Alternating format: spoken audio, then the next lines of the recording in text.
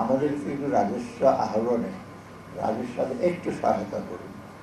জোর করে হাত মুচড়িয়ে টাকা পয়সা আদায় করেন না, কিন্তু যতটুকু আপনাদের দেনা থাকে সেটা আপনারা পরিশোধ করুন। এবং সেই সঙ্গে আমরা আশ্বস্ত করি যে দেনা পরিশোধ করতে হলে কোনো রকম বেআইনি বা অযৌক্তিক কোনো চাহিদা আপনাদের করা হবে না।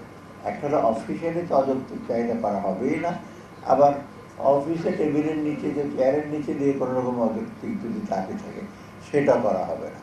অর্থাৎ এই দুইটা ইনশিওর করলে আমি আশা করি ব্যবসায়ীকে সহযোগিতা করবেন। আর অনেক সময় হয় কি আমাদের দেশে বেশিরভাগ পৃথিবীর সব দিকে ব্যবসায়ীরা বলেন ট্যাক্স এত দিচ্ছি, কম দিলে হবে না, সেটা স্বাভাবিক যৌক্তিক, প্রফিট করতে গেলে চাইবে। তো সেই সাথে আপনি দেখবেন আপনি যে অর্থটা ট্যাক্সের জন্য ব্যয় করছেন বা দিচ্ছেন সেটা শুধু আপনার ব্যবসায়ের কাজে লাগবে তা না, এটা হলো পরোক্ষ বা প্রত্যক্ষ আরেকজনের শিক্ষা, আরেকজনের স্বাস্থ্য, আরে আমাদের কৃষি উন্নয়ন, শিল্প উন্নয়নের কাজে লাগবে।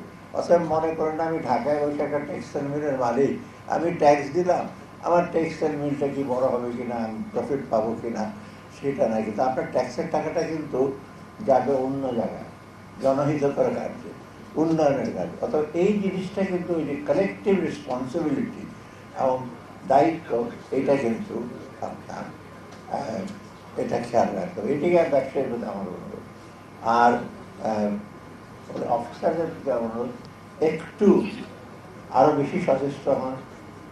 আগে কাজ করেছেন আপনারা সফলভাবে, তা আমরা মনে করি এখন এই বছর আমাদের জন্য চ্যালেঞ্জ।